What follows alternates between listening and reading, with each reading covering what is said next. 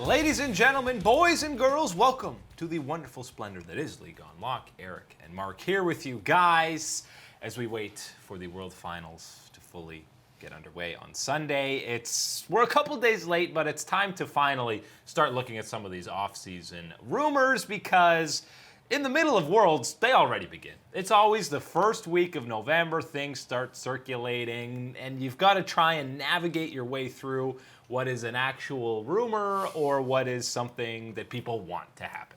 Now, if you're describing this channel, I like to tell people it's a little bit of a mix of kind of some entertainment, some analysis, some education stuff going on here with eSports and League of Legends. And the important thing to remember here when we're doing a show like this, talking about all these rumors here, is that this is mainly entertainment. There is not a lot going on behind these rumors. Again, rumors is the big important word to remember here about these ones. But of course, that just means that they're a lot of fun to talk about here and to hypothesize about some of these crazy moves going on for some of our favorite teams. Yeah, whether it's Mr. Gafford, Loco Doco, some Spanish esports talk shows on Twitter, Reddit, the best source for rumors of all, but these, I mean, they're fun to talk about, and sometimes some of them do end up coming true. One of the biggest ones is, and again, this is speculation for what's going on behind the scenes with teams. We got Rekkles, sounds like, oh, maybe he's coming over to North America. We know that he wanted or was interested in going to TSM before Sven and Mithy ended up going there. But this time he's linked a little bit more to Cloud9, potentially heading over there. We know that Sneaky underperformed throughout the majority of 2019, and Rekkles had a pretty fantastic season. He was giving it to the G2 bottom lane in the finals. That would be an immediate upgrade for Cloud9. Does Rekkles want to come to NA? I don't know. That's really got to be the question here for this type of move, this type of rumor here. Because when you're looking at this one strictly on a performance basis, there's no way in my mind that you could argue that you would rather be keeping Sneaky at this point in time, given strictly on the performances that you've seen this past year. It has come to the point in time here, again, knowing the type of star power and name that Sneaky does carry, the performance is not matching up to that level for Cloud9. And specifically, Cloud9 is really relying upon Sneaky to be that type of carry, exactly the type of carry that Rekkles is here, delivering those type of performances. And again, nice reminders here from Rekkles here with a couple of these nice, stellar, real marksman carry performances here towards Worlds, and that's where I think he performed the best here at this tournament. And one of the biggest things about Sneaky is the experience. He's got so many international events, been around for so long, but by the way, so has Rekkles. One of the other rumors, it's all about 80 carries in Europe for the offseason right now. Kabe, it sounds like Splice as a whole, the core of that roster is going to be having some big changes. At the very least, Xerxes and Kabe. Maybe Kabe's coming to NA. He's been linked to being one of these EU guys coming over to North America. Maybe he's taking Rekkles' spot on Fnatic. Either way, he has deserved a big payday based on how he's performed the last 2 years. Right, this has been a long time coming here for Kabe. We've seen a lot of consistent performances, consistent growth and potential shown from him.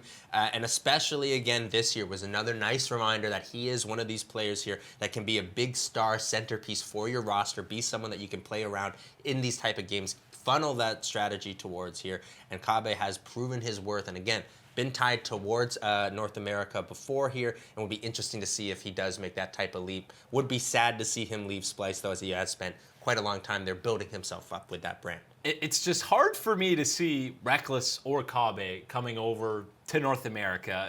You've seen what we do on the international stage. Give me more of your talent. Why do you want to come here? The only reason I could think, and Rekkles going on to Cloud9 in particular, that seems like a contrast of ideology and beliefs in the game. We know Rekkles is one of the hardest working pro players in the scene. Cloud9 doesn't necessarily have that associated with them, even though they're always one of the best NA teams. But the only reason these EU guys might want to come over is because they see G2 and say, we're not winning the LEC anytime soon against that roster. NA looks a lot easier. Yeah, we've seen this in real sports before. We've seen many instances of players, and in basketball, we've seen teams say that is LeBron James on the Cleveland Cavaliers. We want nothing to do with that. We're going to the other side. And then, we don't want anything to do with Steph Curry and the Warriors. Give us over to the East. That's what's going on here, pretty much in this idea here. Get away from the powerhouse that will be G2, that dynasty they're building over there. And what if they even add over in Doin B over to that side? That is even gross. Right, Doin B jungle. You can't can't be looking over to play there, so that's why this might be an idea here to come over to North America, some, kind of clean, fresh pasture over here and get to take over and get your first seed easy. And maybe Rekkles will also be thinking TSM again back in 2018, because one of the rumors and kind of things that most people are expecting is Sven to not be on TSM in 2019. And if he's leaving, I imagine it would be back to Europe. And one of, again, these rumors is maybe he's replacing Rekkles on Fnatic. Maybe they just do a swap. Rekkles to TSM, Sven to Fnatic, both teams are happy, right? This is kind of one of those moves that I like that type of idea here. And this is a feels bad type of situation here that you had been getting some better performances from Sven as far as TSM was concerned in the spring split, and then everything comes crashing down with one little careless Ezreal roam towards the Baron pit. And then things go way south here for Sven specifically. And again, of course, the TSM roster. This type of move needs to be changing up here for this squad, and especially not only for TSM, but for Sven himself and his mental. I think this is just time to close the chapter on the TSM North America experiment, move back home to EU, be that OG Niels that we know and love to see, find that success again. Yeah, and if Upset is going to Origin, obviously he's not going over there, but I could see a couple of EU teams maybe picking him up, maybe even Rogue. If you throw him on that roster with a bunch of young talent, that could definitely work. I think people are kind of just disregarding that Sven is not even an LEC or LCS caliber AD carry, which is obviously a completely ridiculous thing to believe. I think he does need that EU buff to go back. It worked pretty well for Mithy, but obviously that is a huge vacancy if he does leave on TSM. Yeah, it just needs to be a new change of scenery here for Sven. Seems to be what the doctor ordered in that type of situation to get himself back to that top level of playing. Again, this is an elite level of AD carry, but he has not performed to that level here in the last split. Needs to get back there. And the Cloud9 rumors don't stop there. You've got MVP Svenskeren, who played, count 'em, 3 games at the World Championship, that's all. And it's kind of been documented, you can kind of see some of the behind the scenes videos for Cloud9, that Licorice and Svenskeren were not particularly happy with the team's performance and kind of how the entire Worlds played out. And both of them are under contract, but it's rumored, again, that Svenskeren might be heading into, not free agency because he's under contract, but he might be getting let free from Cloud9. And if that's the case, the reigning MVP jungler, not only is it Svenskeren, who has all this international experience, but he also will no longer take up an import slot. So he will be sought after by literally every team in the league. You know what sound that was you just heard? That is Liquid Steve getting his cash in order here, getting ready to add another one of these amazing talents here that is soon to become considered NA talent. From Cloud9, of course. Team Liquid only steals from Cloud9. The TL farm. Yeah, it's perfect. You throw in Impact, you throw Svenskeren, you got Jensen. Maybe they'll grab Licorice to throw that on top. But Svenskeren, if he is not with Cloud9 in 2020, the top 2 teams that he probably could pick from is going to be TSM. Boy, wouldn't it feel good for him to go back and say, did you miss me, boys? How's life without me? I really don't know if Svenskeren's going to want to put himself into that puzzle again here with the rest of the TSM fan base and the way that things went there. But they praise him this time. Our Lord and Savior, How long would that last here? Week 2. Yeah, exactly. That's the important thing to think about here. But he will certainly be one of the pinnacle type of free agents if he is released here by Cloud9. Has to be on everyone's radar. Fantastic performances this past year. And again, this is someone that has seen the performance at Worlds from Cloud9 and says, I want more. I need more commitment here to being better. And that is exactly, if you're a Team Liquid or TSM fan, that's what you want to hear from a prospective jungler. Yeah, and for Team Liquid, if they can't get him, I feel like they're probably going to replace Xmithy. His contract is up, and people, Steve is definitely memeing here, following a bunch of junglers on Twitter. I'm not taking anything from that, but the Broxah to Team Liquid does sound like it might have a little bit of legs. Now, Broxah, I think, is definitely an upgrade over Xmithy. I don't think it's a huge one. They were also talking, Steve's following Inspired from Rogue. There's no chance that's happening. Rogue would not want to get rid of him. And he followed Tarzan I'm not even giving that a 1% chance of that. I think this is one of those reminders here that, again, yes, this is the rumors show, number one. And number two, it's important to remember that when you are talking about rumors here and going off of who is following who on Twitter, this is important to remember. Steve's a meme lord. Steve is the meme lord, but yes, there is a couple of follows in there to throw off your scent, and that's what I think the inspired Tarzan one is here. But I would give that credit here towards the Broxah rumors. I feel like this is something that we have possibly seen here. He did have a little bit of that tiff kind of with Fnatic and the management as far as adding in a sub at the beginning of summer. That was something that did seem to get sorted out, but I could still see Broxah looking to move on, trying to create a bigger name, bigger emphasis for himself, and somewhere like Team Liquid could be a perfect fit. And for Broxah and Rekkles, we know that we don't know any of the full story, but there's definitely been some pushback and some disagreements behind the scenes between those two. So I fully expect one of, maybe even both of them, to not be on Fnatic in 2020. Coming up after the break, it's time to look at the LCK rumor mills, and we've got some more Koreans coming over to North America.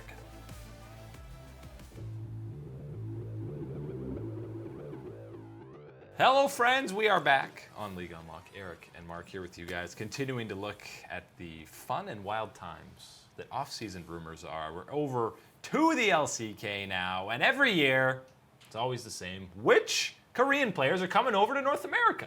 Hey, bound to happen. Gotta get some of that nice and sweet NA money, honey, and you gotta make your way over here for that nice and easy NA retirement plan as well. So this is always got to be some nice Korean shopping here when you're talking about NA teams looking here in the offseason. There's 3 new teams coming over here. You don't have to go through SKT. You don't have to go through FPX to make it to Worlds. Just Liquid. That's okay. Come on over. Come play the Golden Guardians. Things are going to be good. It sounds like the biggest change for team-wide, it's going to be between Kingzone and Griffin and Kingzone. Not Kingzone. Dragon X.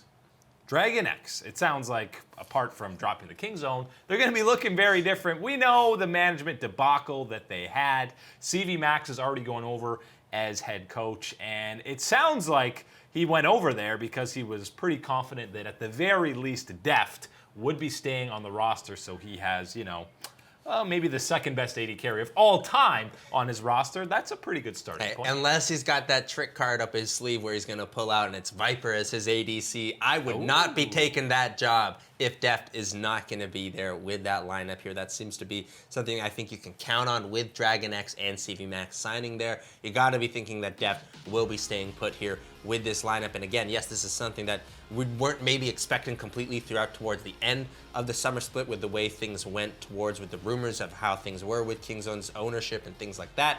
Now we got Dragon X here, you got CV Max there, and I feel confident in saying I would think that Deft will be staying with Dragon X and CV Max, and I like to think about what you can possibly be getting from more of this roster moving forward, because hey, when they were motivated, when they were all together here working towards these things, they were certainly one of the best team. Third best team here in the LCK, showing us a lot of potential and promise, and I want to see more from the Dragon X squad. And hey, I love Deft. Give me more alpaca carries. Deft is too good and still too close to his prime to be coming over to NA, but it sounds like Tucson and Nahyun are both making the trip to the LCS. Nahyun, they've already got some numbers on his contract. We don't know which team. And Tucson, it sounds like it's down to 4 LCS teams that are interested in his services. Nahyun, what a journey from being the man who could not win on the stage to getting paid in NA. It's going to be interesting having Nahyun over here. I think he's shown enough here in the LCK and with his time on what was Kingzone up there.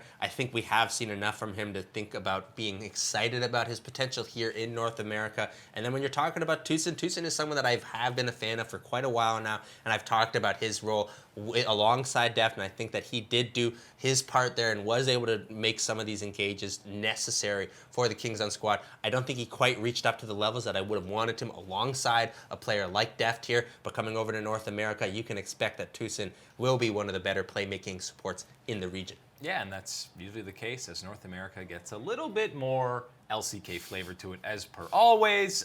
From one debacle of management to another. Griffin, this roster should be the same. It should at least just be getting a sub-top laner because everyone is signed for 2021. You're saying should, like there's something coming up after this era. It sounds like, well, investigations might just remove Griffin from the LCK with all of the horrible things that went on behind the scenes, which means it's a frenzy for 4 world-class players, or Griffin might stick around and they might just axe the contracts. But let me tell you, if Tarzan, Chovy, Viper, and Lehens all become free agents, it will be a feeding frenzy for LCK squads to pick them up. Now let me put this wild injection into this one here as we're doing the rumor show. Let me say this one is a possibility here. What if Griffin is taken out and we add back in the return of Jin Air? Bring him back, boys! A full lineup of the Griffin players. Jin Air buffed and ready return. Oh my goodness, the fan base would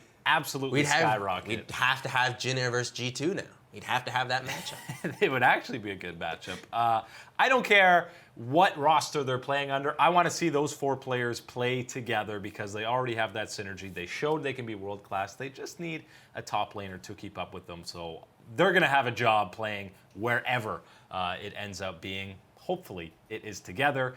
For Invictus Gaming, we know that they're keeping the Shy, they're keeping Rookie. They'd be insane to not re-sign Jackie Love. And we know that Ning is very likely out going over to TES. They've been linked to a couple different junglers and to varying degrees of optimism. They want Clid, Tarzan, or Karsa. Now, Clid or Tarzan, that's a stretch. That is the pipe dream, absolutely. And that is one that I will tell you what, instantly, that's a no.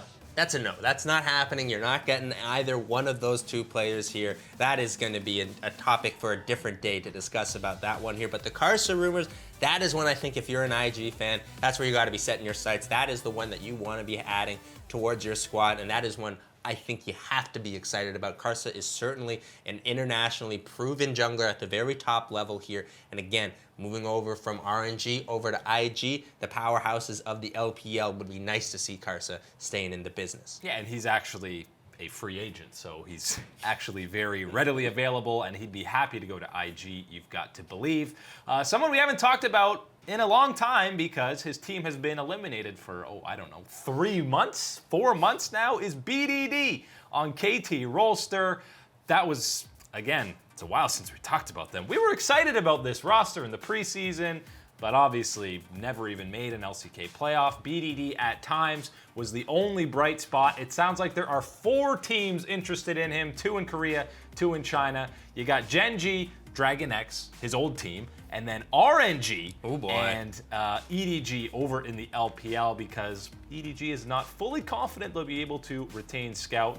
I imagine he's staying in the LCK though. I would think that he would be staying in the LCK. The RNG one does sound a little bit exciting to me, that idea of him going over there, because we have seen from this past year, yes, it wasn't exactly the most successful year for BDD, but this was certainly a year I think that you could say did not receive the resources that he did before with Kingzone, with Peanut as his jungler, getting him that early advantage and then taking that advantage into his own lane, extending it, and then taking it elsewhere on the map was what BDD was so good at. Didn't get to see that with KT, didn't get those early advantages here, but I think he did learn how to play a little bit more on his own, a little bit more self-proficient here on the squad, a little bit less resource dependent, and hey, you're talking about RNG. If you're talking about being less resource dependent, that is the RNG strategy for the mid laner here. That could be an exciting star addition to there, but I would expect BDD to stay here in Korea for the LCK. Pairing him up with either Ruler on Genji or Deft on Dragon X, that dual carry threat, that should be a playoff team at the minimum in the LCK.